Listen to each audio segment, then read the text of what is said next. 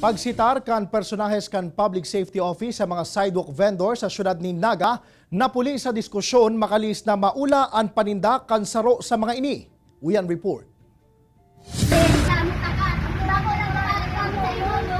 Nagkawararak ang mga panindang kakanina ini sa sarong sidewalk sa kasentruhan kan syudad ni Naga. May hiling man sa video ang mainit na diskusyon sa pagultanan kan paratyenda asin kan sarong babaeng personahe kan Public Safety Office Naga. Nangyari ang insidente aldaw nin Miyerkules, asin tulos sining nakaabot sa opisina kan alkalde kan syudad na isigi namang nagkondusir nin investigasyon manungod sa insidente.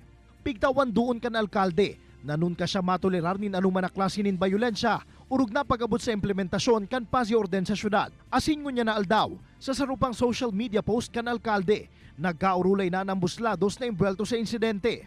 Nagluluwas sa investigasyon na nagkukondusir ng sidewalk clearing operations ang mga personahe kan PSO kan mangyari ang insidente. Nakipagmatagasan subot ang vendor, asin isinalyan nigo kan palitaw sa lalawgon kan babaeng personahe kan PSO na day subot nakabali sa nakwanan asin nag-viral na video. Nasusugman kan news ti manasambitan ng paratyenda sa barangay Igualdad na si Mary Joy Nierva. Sigun kay Nierva, aminado siyang naanggut siya kan sitaron kan mga otoridad asin kan porsan subot ko anon kan babaeng personahe kan PSO an sa iyang paninda. Pinalsa ko po sa iyang butongon sinigo, naula na si paninda ko. Tapos gabos-gabos na naula, sinigo po, rinapas ko po sa iya. Pakarapas niya po sa kuya, sinipa niya pa ako. Rinapas ko po siya ng istan hanggang sa nagkasimbagan na po kami. Pangapuda ni Nierva, natawan sindan indikit na konsiderasyon sa mga pigsasagibong clearing operations kan PSO. Urug na taday masubod sinta nakakaulang sa dalagan kan trapiko. Alagad pagkaklaro kan lokal na gobyerno kan syudad, igwang nakatagaman na tamang lugar para sa mga vendor na arog ni Nierva.